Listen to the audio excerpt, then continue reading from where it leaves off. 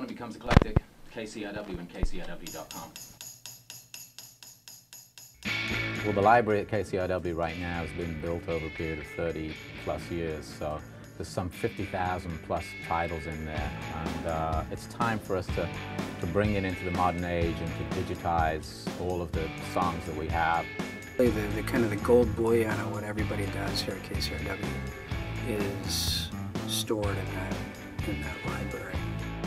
We've got everything in there. You know, everything just to get excited about. Everything's in there. It's a DJ's dream because the possibilities are endless.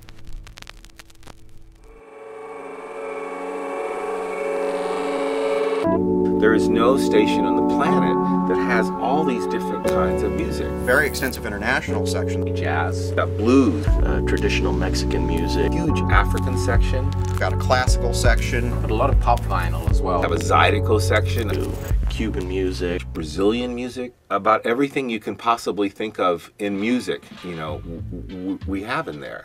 I mean, there's so many different styles, and to come into a library that encompasses all of that allowed my taste in music that I push as a DJ and I like to promote has changed because now I have all that accessible. We started pretty much with nothing, and as each successive music director has come in to sort of help define the varieties of music that we play here at the station, it's just sort of grown exponentially. We get probably 200 to 300 new records each week coming to the library.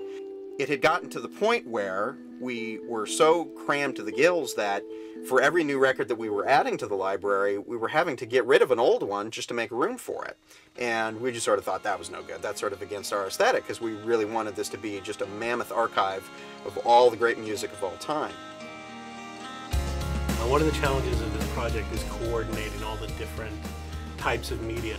The vinyl records in particular have been challenging. When we initially started thinking about the vinyl, we calculated how long it would take for us to hire people to do it in-house. And I think that the estimate was something like 9 years.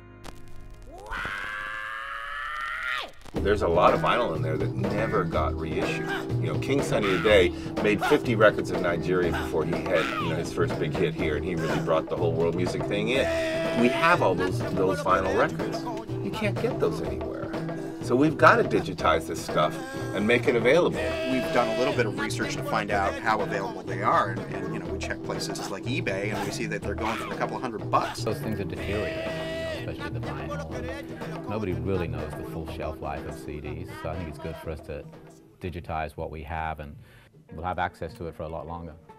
Another thing that separates KCRW from maybe other music libraries around the world is the relationships that we have with the artists that are making the music. And the great outgrowth of that trust is that we're building and expanding our collection with stuff that you can't find anywhere else. I guess the best example is back the way he brought in, you know, his band with Flaming Lips and did a collaboration here. You can do that anywhere else. Pretty much everybody who we've loved or been passionate about has come through the doors, either performed live on the air, or come in for an interview, or been featured on the air in some capacity, you know, beyond just playing their music. And they can range from a big name who will come in to a baby band. Sometimes 2 or 3 years later, that baby band is now a big band. So we have very early live sessions from people like Coldplay. It was their very first US performance, in fact, was on Morning Becomes Eclectic. So what we would like to do, obviously, is to be able to digitize those live sessions and make them available as well. So every now and then, if we feel like it, we can pull up some obscure live cut that was recorded last year, 10 years, 20 years ago.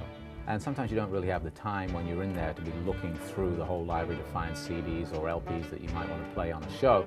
The fact is that the database will be at the DJ's fingertips right here in the studio, which means they can search for anything. It's a lot easier than if all of a sudden you're thinking, God, I just remembered something, and you go dashing in the library, and sometimes you find it, sometimes you can't. You can just pull it up on the database and, oops, look, you might see something else there that you hadn't even thought of.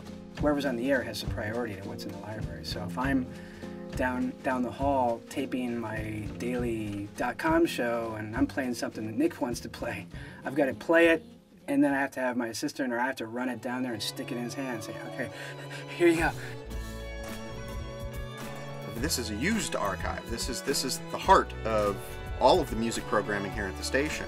Within a show, you can hear a pop record, but then have it followed up by some rare African record, or a session recorded on Morning Becomes Eclectic just last week. KCRW can be out there in front and play something that is really unusual, and people are open and people go for it, and you know, it's like the best audience in the world. To have all of these things at our fingertips and able to present in the context of a single music program is just such a rare treat, and we're so happy that our listeners look for that.